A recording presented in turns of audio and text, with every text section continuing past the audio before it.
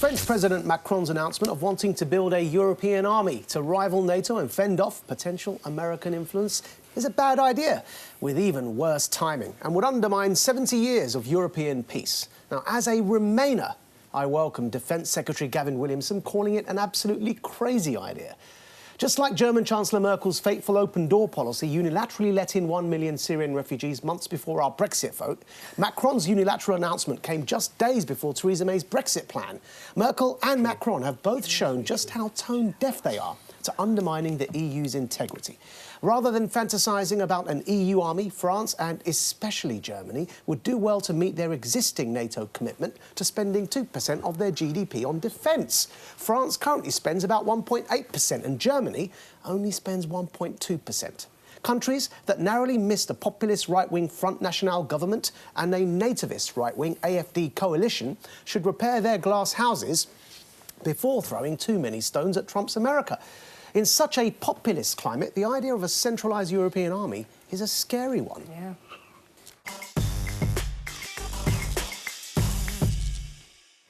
No, I'm going to take issue with you on several points. Go for it.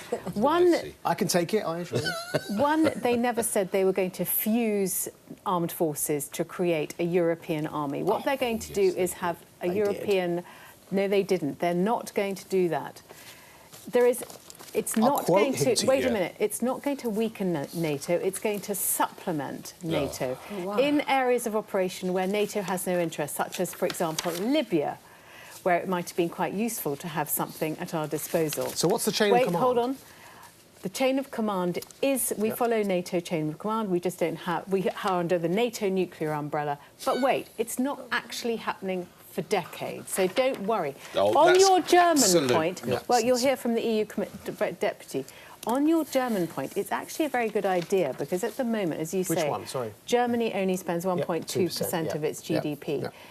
That is because they cannot, for political reasons, have the largest armed forces in Europe. If they also were allowed to commit to an European force, it would enable Germany to be a bigger military presence without frightening the horses. So let's just hear from the EU Deputy Commissioner, Federica Mogherini. We're not building a European army. Here, nobody is doing a European army. We are investing to make sure that European Union member states have the capabilities to provide more to their own defence and to be more credible, more reliable, more active security providers in our region and in the world. Yeah, Rachel, can I just say, I think the first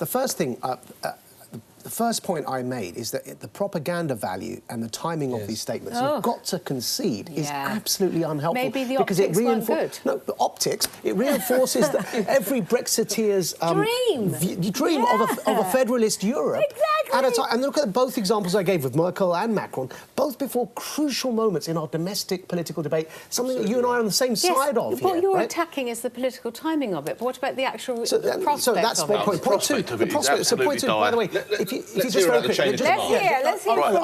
You can do that. Logistically, what language are we going to do this in for a start? Do you know what I mean? What crypto are we going to use? What equipment are we going to use? Who's going to train them? Where they're going to be trained? What's the central command element going to consist of? How are they going to deploy them? Who's going to decide who goes where? The infighting with this would be just incredible. It would be a war on its own. The whole thing is just incredibly stupid. And let's just settle for what we've got and works to a certain extent, which is NATO, OK, and the UN in other areas of the world. Let's just cope with that for the moment, because they do struggle with that sometimes. In 2 world wars, Europe banded together quite happily to defeat the enemy, which was then Germany. Yes. Now we can bond together with Germany. No. Come on. That's the funniest thing I've done. Do you want to go home now? No, but Phil's point was you can't have different countries forming one army. Of course you can have alliances. You can have alliances, and that's fair. And I've worked in alliances. You know, I've worked in places like Bosnia, where we've worked as part of a wider group. But you still have to have your own individual patches, or it just falls apart. Just responding, recovering from Rachel Johnson telling us that the World War was the greatest example. Majid's timing aspect is absolutely right. And by the way, Rachel, don't question that they wanted to be an army. This is Angela Merkel. Jean-Claude Juncker already said that a common European army would show the world they'd never... So it's an army, but the timing is right. Just as Maajid said, Merkel And there are many arguments as why she should have let those folk in, but it was absolutely manna from heaven for the Brexit.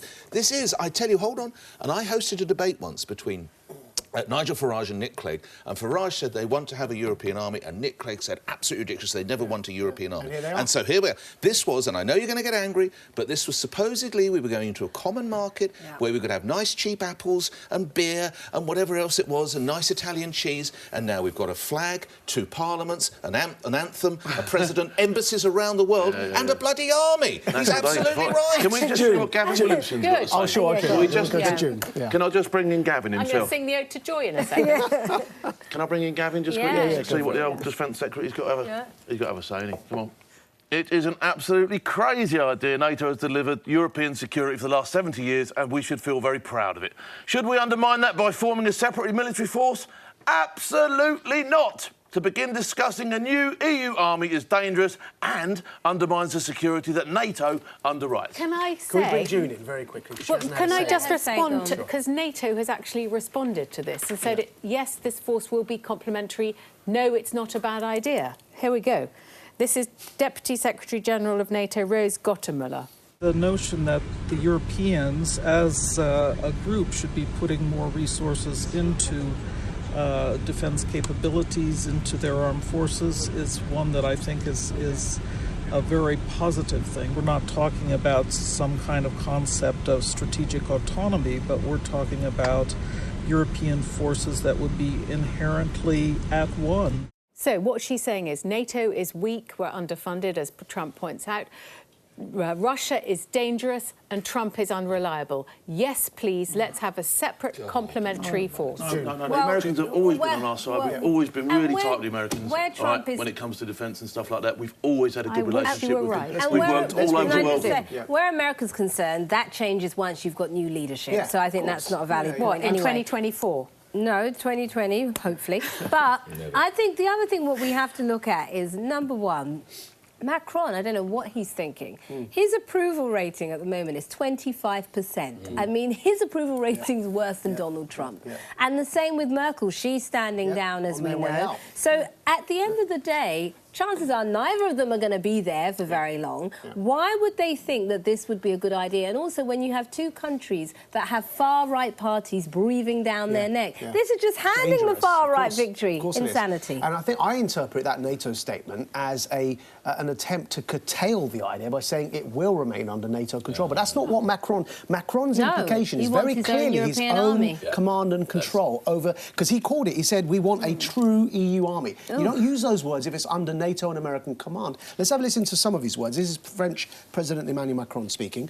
Who is the main victim? Europe and its security. I want to build a real security dialogue with Russia, which is a country I respect, a European country. But we must have a Europe that can defend itself on its own, without relying only on the US. We have to protect ourselves with respect to China, Russia, and even the United States of America. That implies that it's not going to be under NATO control, you know, because he's distinguishing it even from the US as well.